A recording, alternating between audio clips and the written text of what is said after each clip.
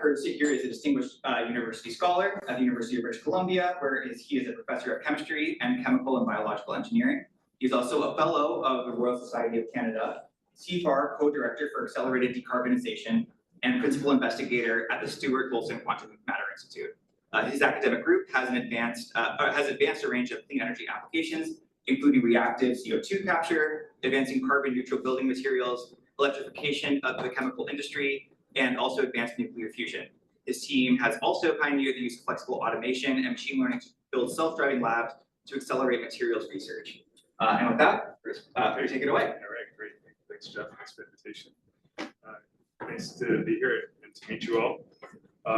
So yeah, I just actually come from down the street. I'm in the Department of Chemistry and also the present point of chemical engineering.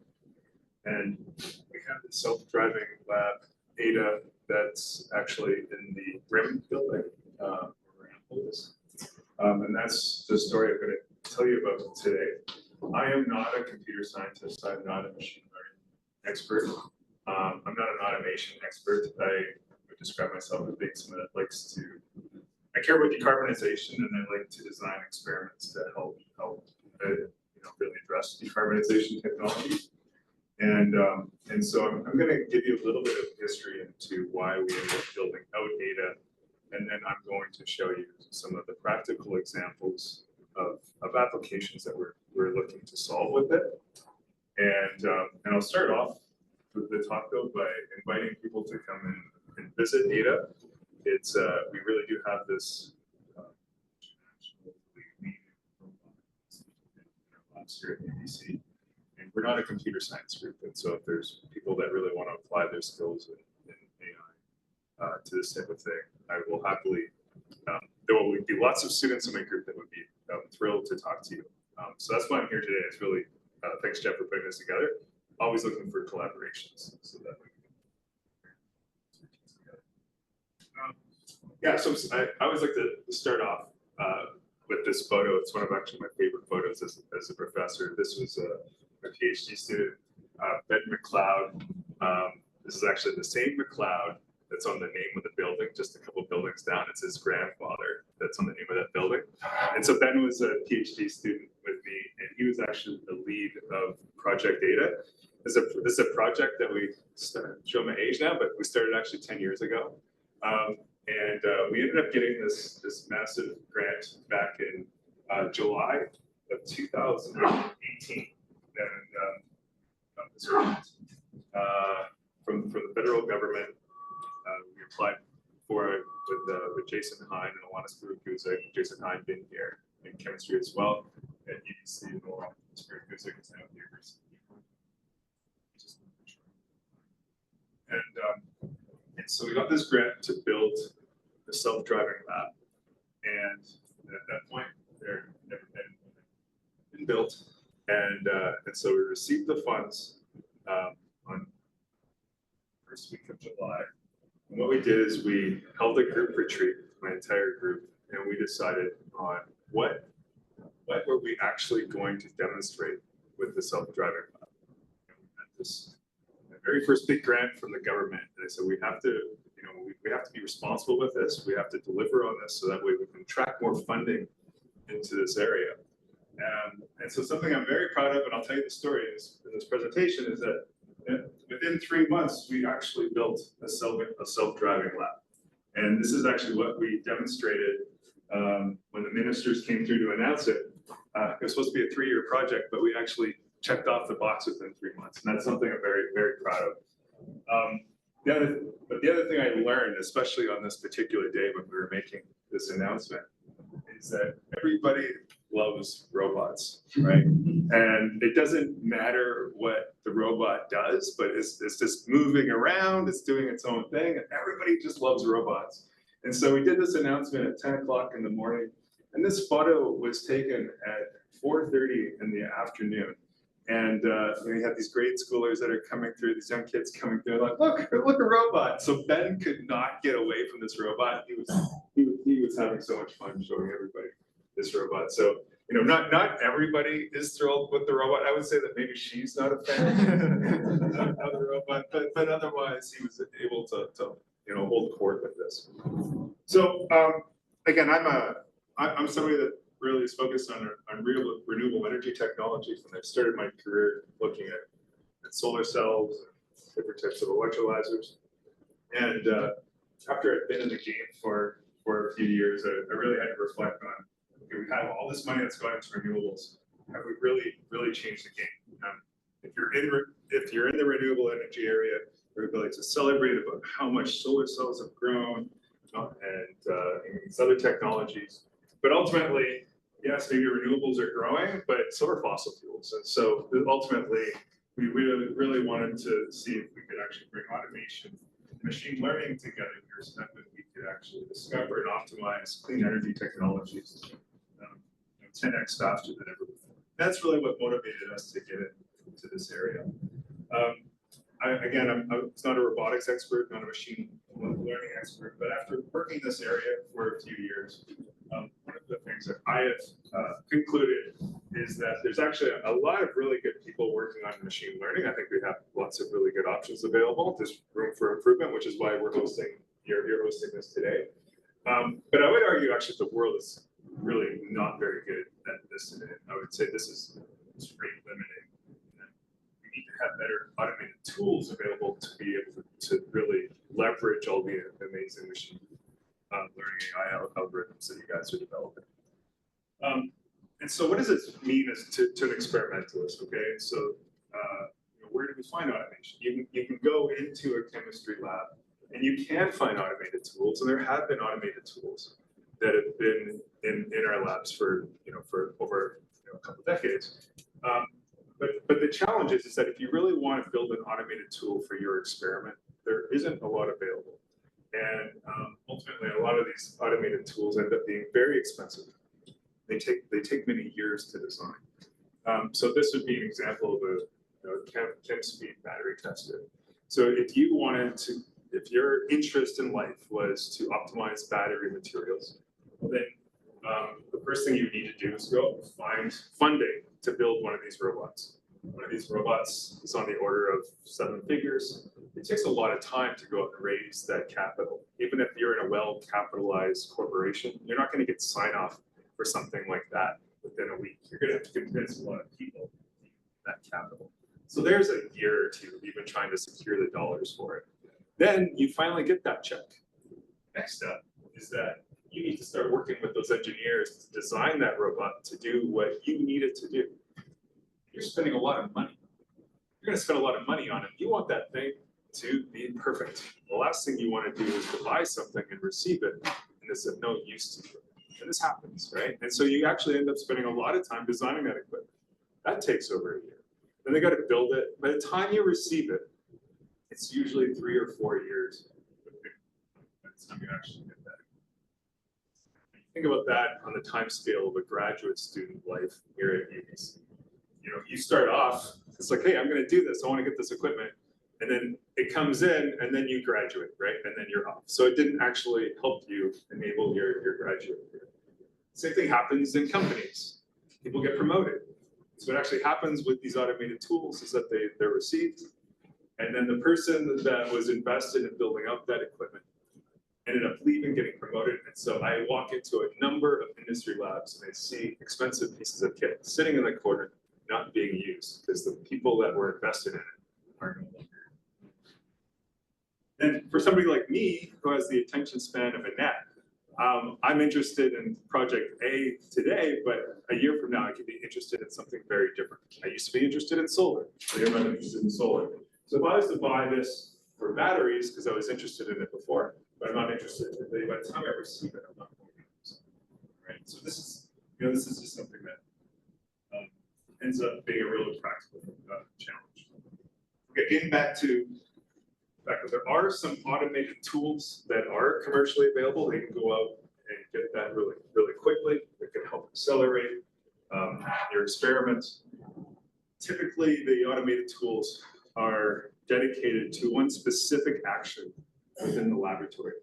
If you want to automate an entire experimental campaign in your lab, ultimately you need to connect different automated tools together And that is actually what's really, really challenging to automate. Right? You're typically working with equipment from different vendors. How do you transfer samples that have a form factor over here to an experiment over here that requires a different form factor? This is what we spend most of our time doing, is trying to link those two pieces of equipment or multiple pieces of equipment so that the samples can be transferred. That's what really slows everything down. Okay, so just to give you an example of a problem that I was really frustrated with as a professor. So we were working on solar cells. I had a student here, Valerie. There's 4 years of training, and she goes into her last year in the PhD program at UBC. She becomes this world expert in the synthesis of whole transport materials within a perovskite solar cell. So it's one single layer within this complex sandwich of a solar cell. And so she now is putting a lot of systematic thought into how she's designing those materials. And so now she's quite efficient. Maybe her first year would have taken a year to make one of these materials. Last year, she's very efficient. She can characterize them really quickly. And then we spend so much time just doing device optimization, right? And this is stuff where you're just mixing different recipes. You're not really using your brain. It's really just a combinatorial chemistry. And this is the stuff that I really wanted to try to accelerate here. Right? And that's really what slows down, in my view, the translation of a lot of these materials. And just to give you a sense of how vast this space is, this is a cross-section of a perovskite solar cell. Val's project was just on this simple layer, all right? Look at all the science and nature papers that get published on this layer. You still have this other layer here that the community really isn't focusing on. Yet even with that single layer, you have all of these different variables that Valerie had to go through and test for every single new composition that she would have. And this is an example of just how complex it all is. So this was our motivating factor. We decided that we were going to build CAIDA in July of 2018. And when we had that retreat, we were going to help Valerie make her whole transport materials automated, and that's really where we built. And so, why? It's a very simple robot. It's a Frankenstein robot. We basically pulled these parts off of Amazon, stitched them all together. And so the robot was designed to synthesize the inks that went onto the glass. It was designed to characterize those films. And we ended up getting a surrogate measurement that we decided to focus on, so we could end up really getting the relative homeability of that material. So that was the objective for us of this particular experiment. And then we used an algorithm to define what makes it smart. So we just use Bayesian optimization here to go through and canvas this space. And so this robot is really become something that is important to this field, because it was first examples, if not the first example, of a self-driving lab for the material sciences. And this is the robot. But like I said, this was designed for solar cells, and our interests have evolved. And like I said, we built this in 3 months. It did not take years to build. We have continued to take this robot, and we use this concept called flexible automation, and we continue to evolve this robot so we can design it to new experiments. We are able to build it quickly, and we can change it quickly. So we've modified it for CO2 capture. We've been working with adhesives with 3M, hydrogenation catalysts with Suncor, and another startup company here in Vancouver, in which we're bringing windows to market, and we actually had the AIDA team build out this robotic platform there. That's what I'm trying to press upon you, is that we actually now have these automated tools that'll let us impact a lot of different scientific areas, and that's because we actually took on this philosophy of really just stitch it together, build it fast, learn on the fly, and just start getting data, and you'll be able to build an automated platform much faster than try to make it perfect. If you're trying to make it perfect up front, it'll end up being real slow, expensive. Okay, so I really want to spend the rest of this discussion really focusing on where we have taken it since that we started with the solar cells. You know, interest then really started to focus more on figuring out how do we take CO2 captured from air and converting it into fuels. And so we started looking at making different electric catalysts, designing the AIDA robot to do that. And then as we start to build up these databases and we start to tell this work to the world, we realized that, you know, it still wasn't really having the practical impact that we were looking at, that we wanted it to have. Because we were just looking at one little layer in a really complex system. And so this is why we built out this platform here in our labs now, which we call AIDA Carbon, and this is now really designed to synthesize and test for materials for electrolysis, CO2 capture and storage. This is a photograph of the lab just to show you that it's actually real. It's not just a picture that's carried. It's standing in the middle, giving a tour when the acceleration consortium was here last year. Okay, so AIDA Carbon is designed for the capture and conversion of CO2 fuel. So I'm going to get into a little bit of science here and then pull it back into what the automated tool is actually going to do. Okay, so we hear this term CO2 capture and conversion a lot. It sounds simple when you frame it that way. It's like there's only 2 steps, but in fact, it's actually a really complex sequence of steps that need to be considered if you're going to take CO2 from the atmosphere. First is that you need to absorb that CO2 from the atmosphere. You can use mineral organic frameworks, for example. I'll call that one out. It's a Nobel Prize this morning. It was given to Omar Yagi and colleagues. So MOFs can be used to absorb CO2 from the air. Savante here in Vancouver is actually using a MOF that was invented by George Shimizu at the University of Calgary. Jeff Long at Berkeley, Baker Hughes for using MOFs for CO2. So MOFs actually are very impactful for CO2 absorption. We don't use MOFs in our lab. What we're doing is we're building up the carbon engineering technology that's in Squamish. And so with the carbon engineering technology, what we're doing is we're taking liquid-based caustics, so just hydroxide. The reaction between hydroxide and CO2 gives you bicarbonate, and that reaction is energetically favorable. Okay, so that's a thermodynamically favorable reaction. It's spontaneous.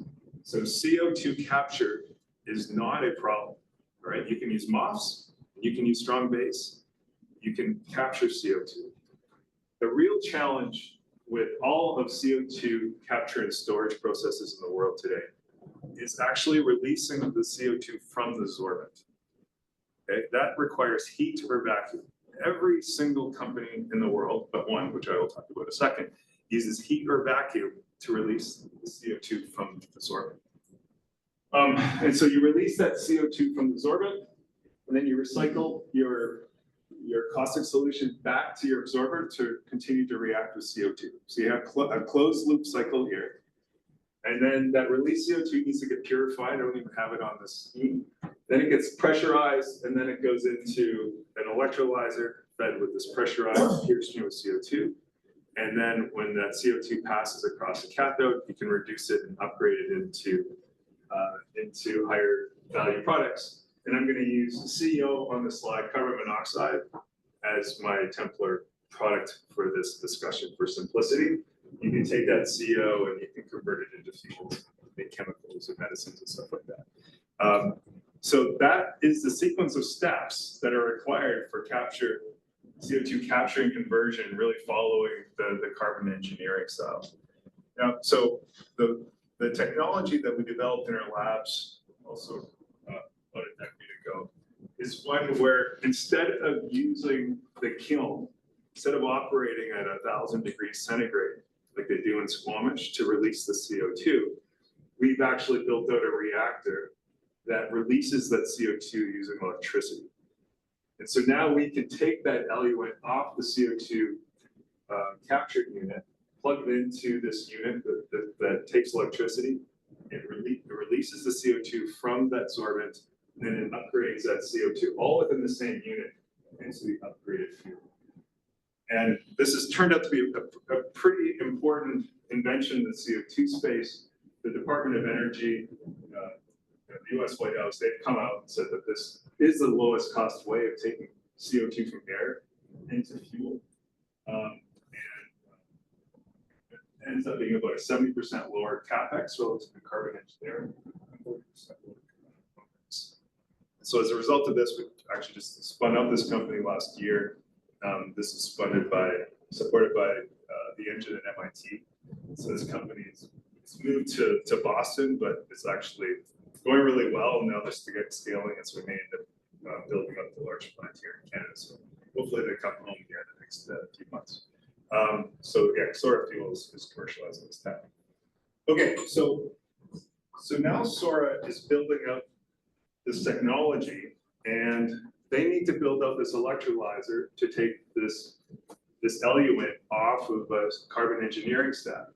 And this is what it's probably going to look like. All right, so this is an alkaline water electrolyzer. This takes water and takes electricity and upgrades it into. So this is a big unit. It's like a semi-trailer unit, like a C-Camp. A lot of this is just the power handling and the handling of reagents, but all of the electrochemistry takes place in these two stacks right here. And so these stacks are just a sequence of anodes and cathodes pressed up against each other. And then you look at what one single cathode looks like. And a single cathode is actually quite complex. And it's basically this macroporous carbon layer. And then on top of that, you have just this simple layer of a catalyst layer on top of that, okay?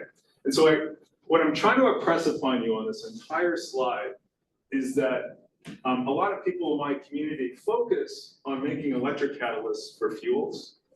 That electric catalyst is just one simple layer of a really complex piece of machinery. And yet, we still get to see lots of science and nature papers on electrocatalysts that are right here.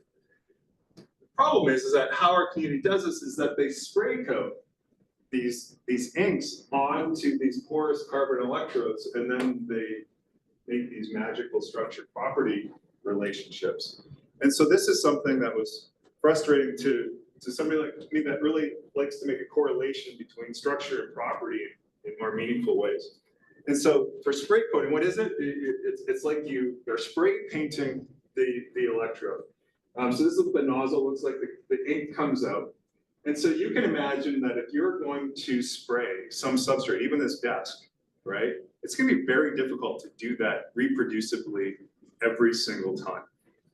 What is the height of your spray, right? How fast is the spray coming out? What are the nozzle sizes? So there's just, again, you have this massive parameter space that's being generated by this. And then you have this, multiple variables that also need to be solved for as well.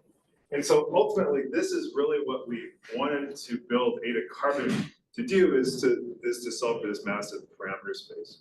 So AIDA has now been designed and reconfigured to be able to make our catalyst solutions, be able to actually put those coatings onto the electrodes, going through, and we're characterizing for metal content. We're looking at the hydrophobicity of the gas diffusion electrode. We're actually then performing electrolysis on it. Then we have to see how good that actually performs in a full stack. And then we go through and we use the algorithm again to go back and to tell our system what the next experiment should be.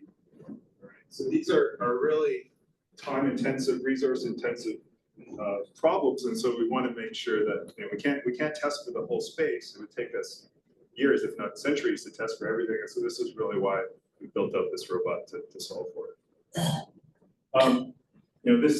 This slide is just intended to highlight just the amount of data that you end up generating with this robot. So this is just the spray coating robot, just looking at how different precursor concentrations impact the performance of our system, the number of passes, the airflow rate, how hot is the temperature of your substrate. Again, there's just a massive data set. So, you were saying that the algorithms need to solve for a number of different parameters. We have hundreds of different parameters that need to be tested for. All right, and so then, and so again, we've created this robot of 9 different robotic systems to be collaborative, in which they're taking samples from one sample stage to another, one station to the other, going through and testing for all of these compositions. So things that I really enjoy about working with the automated systems is that our level of reproducibility from one experiment to the other definitely increases. So again, if you're going to manually spray some of these electrodes, the same student can make 4 different samples, and they're not going to be reproducible, right? And yet the automated system, we get higher levels of reproducibility, which means that our data sets are much more meaningful to work with. As we assembled this, again, it's not the prettiest robot. I like to brag that it's probably the ugliest robot on the planet. These are Frankenstein robots. And whenever we encounter a problem, we just stitch together whatever works to get where you need to be. And so this is an example of us just looking at the different properties of this automated test station to do everything faster. When I'm working with data scientists, everybody is excited about this robot, and then they realize there's not a lot of data coming off of it, and so they're always looking for ways that this system can generate meaningful amounts of data for you guys to use your algorithms more effectively. I will highlight here what I think is a massive opportunity.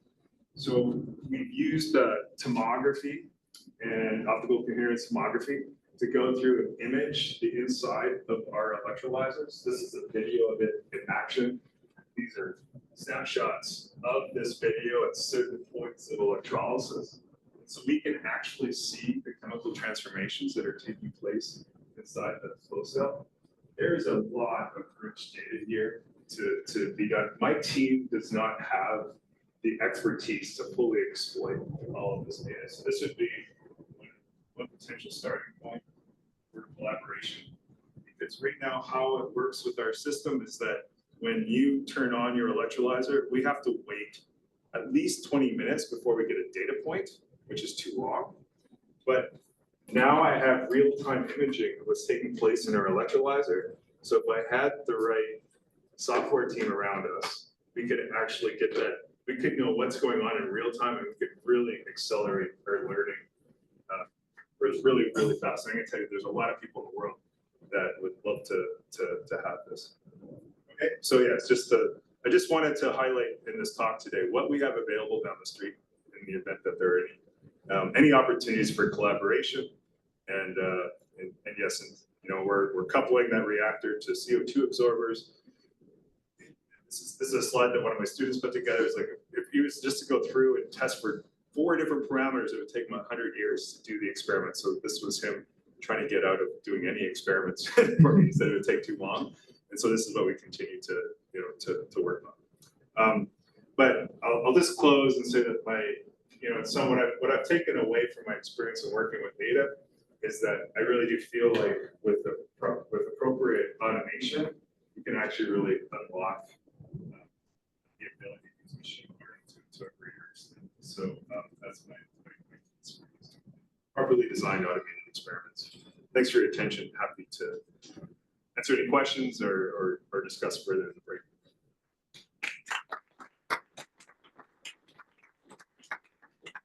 Yeah, thanks so much, Chris. We have time for maybe 1 or 2 questions now, and then of course, chatting more at the break. Does anyone have a question? It's very experimental.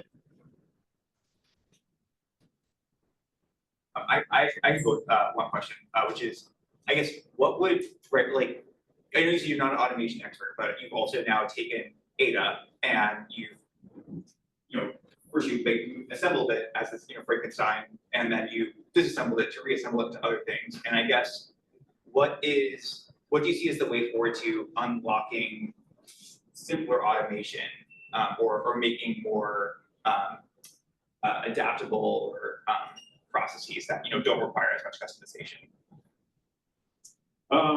Yeah, it's a good question. I know there are more and more companies coming online that are offering more automated tools. When we started this a decade ago, everybody was very closed off. They didn't want to share their software, their code, like everything had to be proprietary. Now they're actually much more open-minded and collaborative. plus you now have more people that are coming in and thinking through about the automation in between different stations. But I would also argue that it comes down to the experimentalist as well as, you know, as students, is making sure that you are picking an experiment that you can properly automate. And I still see too many people coming into the field looking for a lesson to my team, which is like, you can win the game off singles. You don't need to have the fully perfect, complicated robot. What you want to do is identify a hypothesis that you can then test through automation to validate your hypothesis. And then you're advancing your field, you're learning something. If you build something, or if you start with a hypothesis that's going to require a really complicated system, you're setting yourself up for potential disappointment. It's going to be very capital intensive, and you might not get there. So what happens if you don't get there? You don't have any. So this is where I think it really comes down to the design of the region. Yeah, with that, let's give Kurt another round of applause. And